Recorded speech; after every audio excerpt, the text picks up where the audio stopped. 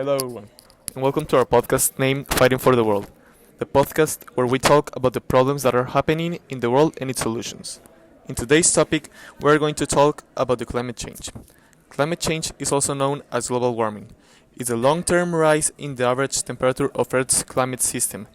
It is a major aspect of climate change and has been demonstrated by direct temperature measurements and by measurements of various effects of the warming. Here we're going to show three interviews giving an opinion for this topic, a local one, a national one, and an international one. First, we're going to show the local interview. ¿Cuáles son las causas que más afectan a nuestra localidad? Sería la contaminación producida por la combustión vehicular, por las termoeléctricas y las fábricas. ¿Cómo ha aumentado la urbanización los problemas de salud? Serían con la reducción de las áreas verdes de las ciudades, la contaminación por ruido, las basuras y desechos industriales, el exceso de tráfico vehicular y el estrés producido de vivir en las poblaciones urbanas que están creciendo muy rápido, y también la inseguridad. ¿Qué se está haciendo para detenerlo?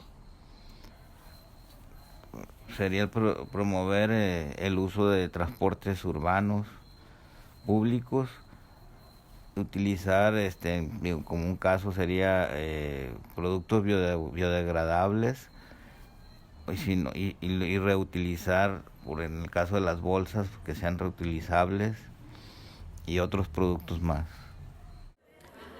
The profile of the local interviewer.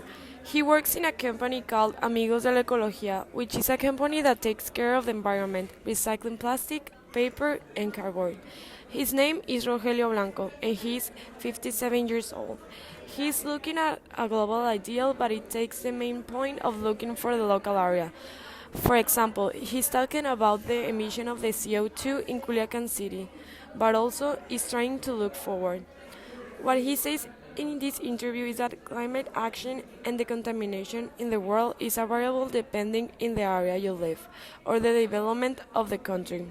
The first question that we ask is, how can a single person affect the climate change? The national interviewee is a high school student that lives in one of the most contaminated cities in the world, Mexico City. And he has a very particular point of view since he's a young person and sees this problem daily and has an idea on how can it affect him and others in the future. We believe that having this point of view is very important to know what youths think about this problem and if whether or not they would get involved in this problem. How do you see the country in 10 years from now? Well, that's a really, really good question. Well, today we are having really strong problems about the pollution in all our country. Also in my city, is one of the cities with more pollution in the world, and that's a really huge problem. I hope that in 10 years, maybe the governments want to have new strategies to, I don't know, to make something different about pollution, like make good things, probably electric cars, or like think about something that could help the planet to reduce the pollution.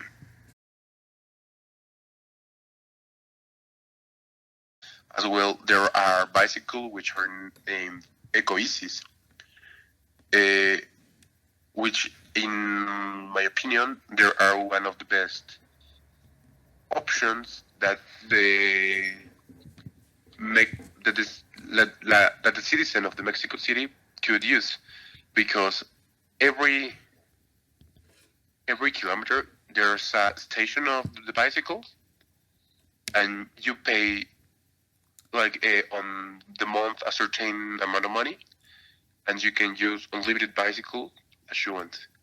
You just put a card on the bicycle, and it really simple allows you to drive it And to arrive to your destination, really simple. You just have to put the bicycle on the station, and you can walk probably a block to your destination, and it makes really simple. Do you think it's late to do something? No, I think it's really early. Yes, today we're facing strong problems, but I think that today, and with the technology and with the spirit that we have, we can make the difference in a small period of time. We could change our planet and make our lives a little bit better. We can make a really huge difference, and it's not late until now.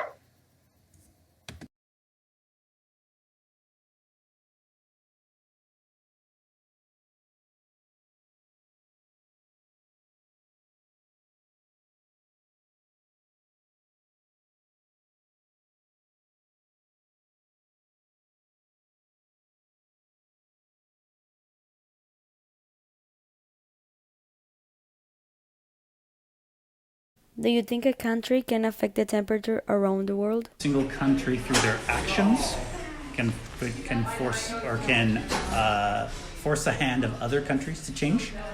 So a single country probably can't change the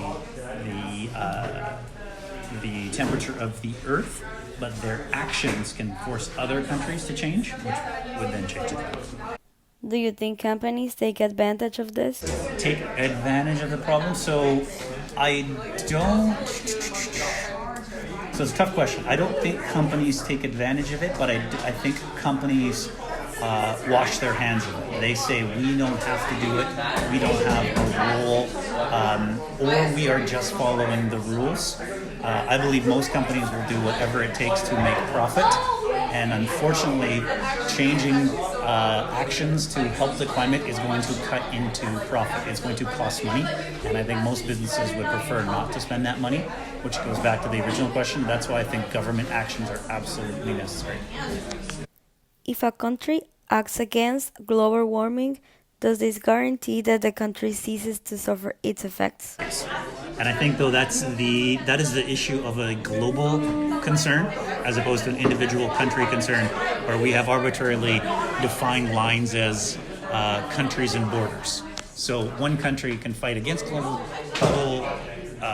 can fight against climate change. Does that mean they're going to actually cease to not feel the effects? Absolutely not. But I think that's how a collective human global world has to work. And some countries are going to feel less and some countries are going to feel more, but collectively we have to work together.